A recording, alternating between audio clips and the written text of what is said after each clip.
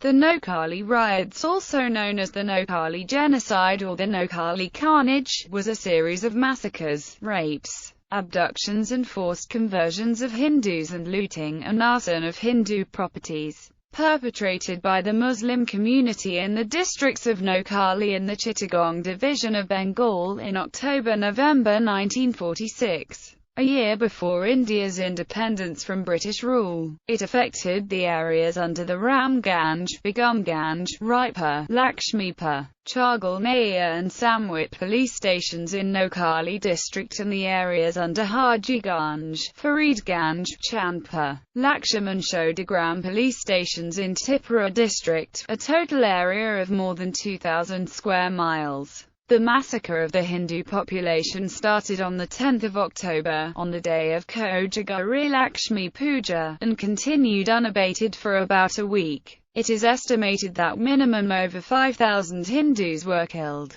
Hundreds of Hindu women were raped and thousands of Hindu men and women were forcibly converted to Islam. Around 50,000 to 75,000 survivors were sheltered in temporary relief camps in Kamilla, Chandpur, Agartala, and other places. Apart from that, around 50,000 Hindus that remained marooned in the affected areas were under the strict surveillance of the Muslims, where the administration had to say. In some areas, the Hindus had to obtain permits from the Muslim leaders in order to travel outside their villages. The forcibly converted Hindus were coerced to give written declaration that they have converted to Islam on their own free will. Sometimes they were confined in houses not their own and only allowed to be in their own house when an official party came for inspection. The Hindus were forced to pay subscription to the Muslim League and pay jizya, the protection tax paid by Zimmis in an Islamic state.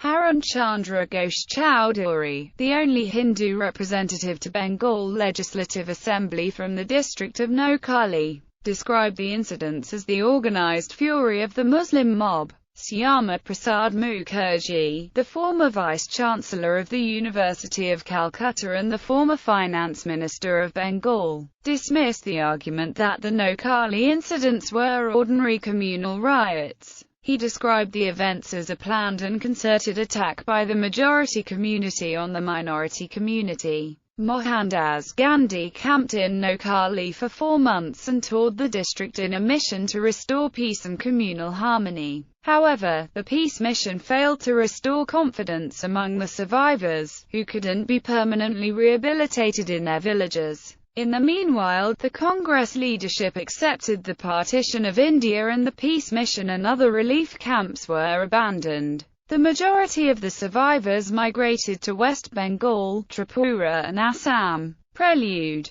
Noakhali did not witness any violence during the Great Calcutta killings. Though it was quiet, the tension was building up. The Eastern Command headquarters in Kolkata received reports indicating tension in the rural areas of Noakhali and Chittagong districts. A week after the Great Calcutta killings, 6 weeks before the genocide in Noakhali, village poets and ballads composed anti-Hindu poems and rhymes, which they used to recite and sing at the marketplace. Eid al-Fitr violence. On 29 August, the day of Eid al-Fitr, the tension escalated into violence. A rumor spread that the Hindus and Sikhs had accumulated weapons. A group of Hindu fishermen were attacked with deadly weapons while fishing in the Feni River. One of them was killed and 2 seriously injured. Another group of 9 Hindu fishermen from Cheroraya were severely assaulted with deadly weapons.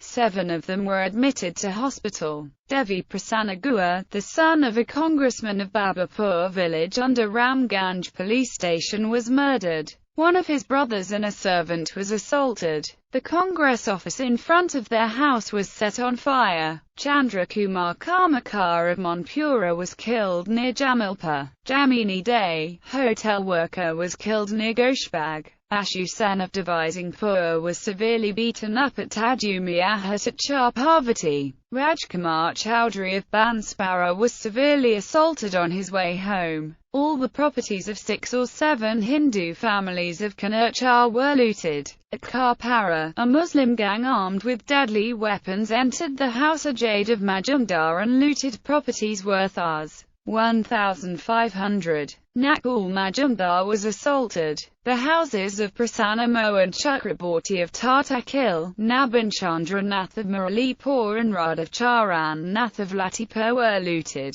5 members of the Nath family of Latipur were injured. The temple of the family deity of Harendra Ghosh of Raipur was desecrated. A calf was butchered and thrown inside the temple. The Shiva temple of Dr. Jadunath Majumdar of Chandipur was desecrated in a similar manner. The household shrines of Nagendra Majumdar and Rajkumar Chowdhury of Dadpur were desecrated and the idols were stolen. The Durga images of Ishwar Chandra Pathak of Kathuri, Kedareshwar Chakraborty of Murkachar, Anantakumar of Angrapara and Prasanna Mohan Chakraborty of Tatakil were broken. Communal propaganda. In 1937, Ghulam Sarwar Hossaini, the scion of a Muslim PIR family, was elected to the Bengal Legislative Assembly on a Krishik Prajapati ticket. However, in the 1946 elections, he lost to a Muslim League candidate. Ghulam Sarwar's father and grandfather were pious Muslims and had led lives of penance. Their family happened to be the hereditary Khadims at the Dara Sharif in Shyampur, revered as a holy place by Muslims and Hindus alike. After the Direct Action Day riots in Kolkata, Hossaini began to deliver provocative speeches, inciting the Muslim masses to take revenge for the Kolkata riots. In some places Hindu shops began to be boycotted. In the Ramganj and Begumganj police station areas, the Muslim boatmen refused to ferry Hindu passengers. In the first week of September, the Muslim miscreants looted the Hindu shops in Sahapur market. The Hindus were harassed and molested when they were returning to their native villages from Kolkata to spend the puja holidays. From the 2nd of October onwards there were frequent instances of stray killings, snatching and looting. Events. The immediate occasion for the outbreak of the disturbances was the looting of a bazaar in Ramganj police station following the holding of a mass meeting and provocative speech by Ghulam Sarwar Hussain. This included attacks on the house of Surendranath Bose and Rajendra Lal Roy Chowdhury, the erstwhile president of the Noakhali Bar and a prominent Hindu Mahasabha leader. Killings on the 10th of October, the day of Kojagari Lakshmi Puja, when the Bengali Hindus were busy in puja activities. The Muslim League leadership started a false rumor that the Sikhs had attacked Dara Sharif. As the rumor spread, Muslims from the surrounding areas began to assemble at the Dara Sharif. Ghulam Sarwar instructed the Muslim masses to march towards the Sahapur market. Another Muslim League leader, Qasim, also arrived at the Sahapur market with his private army, then known as Kasima Force. After that, Qasim's army marched to Narayanpur to the Zamindari office of Surendranath Basu. Qasim's army was joined there by another Muslim mob from Kalyanagar. Some of the Muslim tenants also joined the mob and attacked the Zamindari office. After a brief resistance, Surendranath Basu was critically wounded by a sharp weapon. The Muslim mob tied his hands and legs, burned him alive. On hearing that Surendranath Basu had been attacked, Rajkumar Pal, a doctor from the nearby village of Pancharia, set out to rescue him, but he was stabbed by a miscreant on the way. On the 11th of October, the private army of Ghulam Sarwar, known as the Miya Force, attacked the residence of Rajendra Lal Roy Chowdhury, the president of the Noakhali Bar Association and the Noakhali District Hindu Mahasabha. At that time Swami Triambakananda of Bharat Savashram Sangha was staying at their house as guest. Rajendralal defended the mob from his terrace with his rifle for the entire day. At the nightfall, when the mob retreated, Rajendralal sent the Swami and his family members to safety. The next day the mob attacked again. They set fire to the house and killed 22 family members, including Rajendralal's elder brother Chintasharan and younger brother Satishan himself.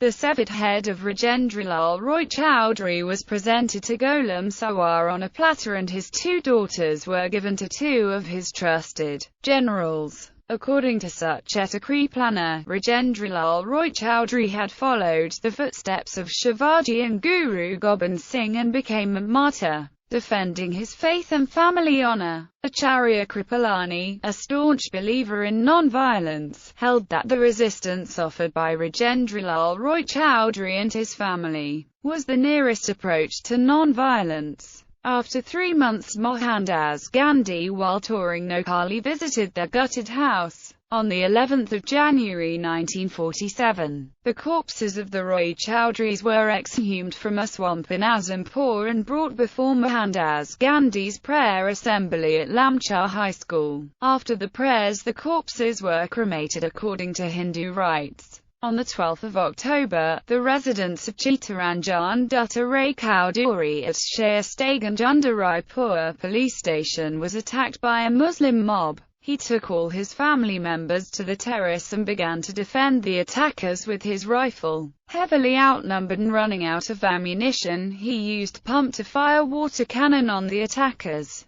In the end, he shot his aged mother and children and finally himself. Qasim's private army attacked the Das family of Goperbag near Sompura Market under Ramganj police station. The Das family were Qasim's immediate neighbor. The attackers killed 19 members of the family. The Chowdhury family of Noakhali village under Ramganj police station were attacked by a Muslim mob. The attackers resorted to murder, loot and arson. All the 8 male members of the household were killed. Another Muslim mob attacked the residents of Yashodapal and Bharat Bhuyan at Gobindapur under Ramganj police station. They tied together 16 members of the family and burnt them alive. Between Amisha Para and Satgaraya, the residences of the Bhomikas and the Pals were total burnt to ashes. 19 Hindus of the 2 families were killed. In Nandigram, Ghulam Sawar's private army burnt the Nag residence,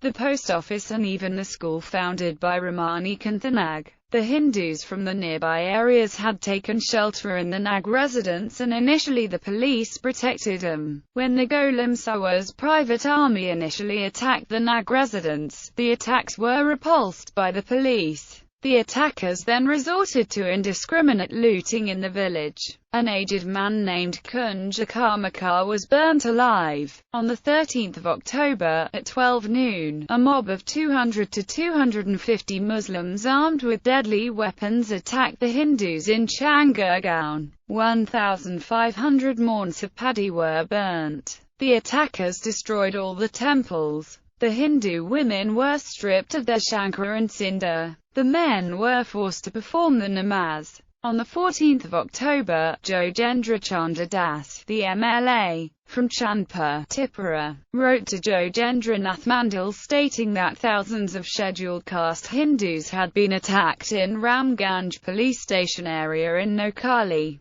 Their houses were being looted and set on fire and they were being forcibly converted to Islam. According to eyewitnesses, the attackers used petrol to set the houses on fire. In the remote island of Sandwip, which had no motor cars, petrol was imported from the mainland to set the Hindu houses on fire. According to Rakesh Bhattabayal, the use of petrol and kerosene indicates the premeditated and organized nature of the attacks. In Sanwip, revolutionary freedom fighter Lalmohan Sen was killed when he tried to resist a Muslim mob from killing the Hindus. Violence broke out in the Ramganj police station area in the northern Noakhali district on 10 October 1946. The violence unleashed was described as the organized fury of the Muslim mob. It soon engulfed the neighbouring police stations of Raipur, Lakshmipur, Begumganj and Sandip in Noakhali, and Faridganj, Hajiganj, Chandpur, Laxman and Chudagram in Tripura. The devastation caused by widespread violence was quite extensive. Initial statistics regarding casualties remained doubtful. If the Hindu press placed the figures in thousands, the League press went on to the other extreme and even denied incidents of death.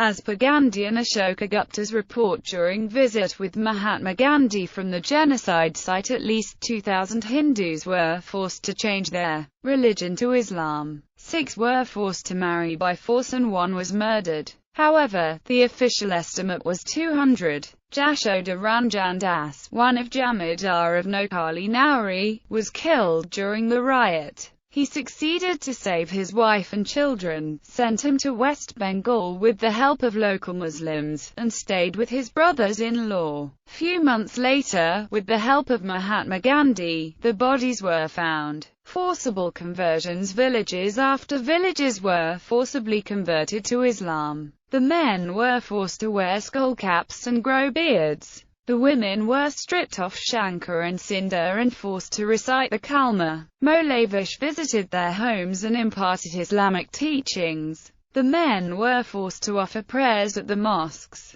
The converted Hindus were forced to eat beef, an act which is considered a sacrilege. They were also forced to establish marital relations with the Muslims. The converted Hindus were given new Arabic names. The Muslim leaders even awarded certain upper-caste Hindu converts honorific titles like Chowdhury and Thakur. Ashoka Gupta, whose husband was then a judge serving in Chittagong, was among the first outsiders to reach Noakhali to provide relief. She remembers above all the fate of one village woman. Every night she was being carried away by the same group of men. Her husband said, "I am so helpless. Please help me." I went to the police station, but I was not able to help her at all. The movements of the converted Hindus were restricted. They had to take permission from local Muslim leaders to go outside the village. In Kalishpara village under Ramganj police station, the Muslims forced the converted Hindus to give a written statement that no untoward incident had taken place in the village. When the news of the killings and forced conversions appeared in the news for the first time, the Muslim League patronized newspaper The Star of India denied any incidents of forcible conversion. However, Hussain Shahid Suhrawardy, while answering the question of Dharendranath Dutta in the assembly, stated that there had been 9,895 cases of forcible conversion in Tripura. The exact figure was not known for Noakhali, but it ran into thousands.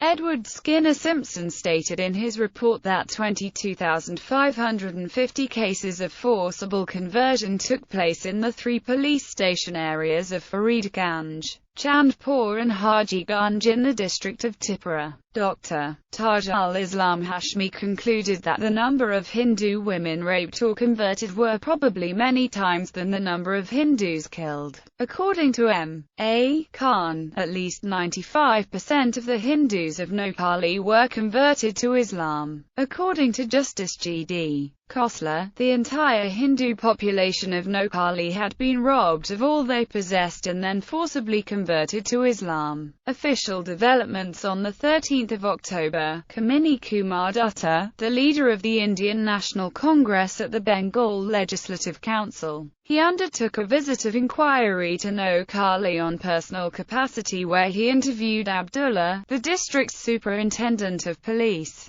On the 15th, he met the Minister of Civil Supplies of the Government of Bengal, who was on his way to Noakhali. On his return, he communicated to the Home Department of the interim government, seeking effective remedial measures and stating that it was impossible for anyone from outside to enter the disturbed areas without the risk of life. No force was sent to the disturbed areas till the 14th of October. He further stated that the authorities were anxious to hush up the entire episode from public inspection. Hussein Shahid Suhrawardy, the Prime Minister of Bengal, held a press conference in Kolkata on 16 October where he acknowledged the forcible conversion, plunder and loot of Hindus in Noakhali. While insisting that the incidents had stopped, he said he had no idea why incidents occurred. He stated that it had become difficult for the troops to move in because the canals had been jammed, bridges were damaged and roads blocked.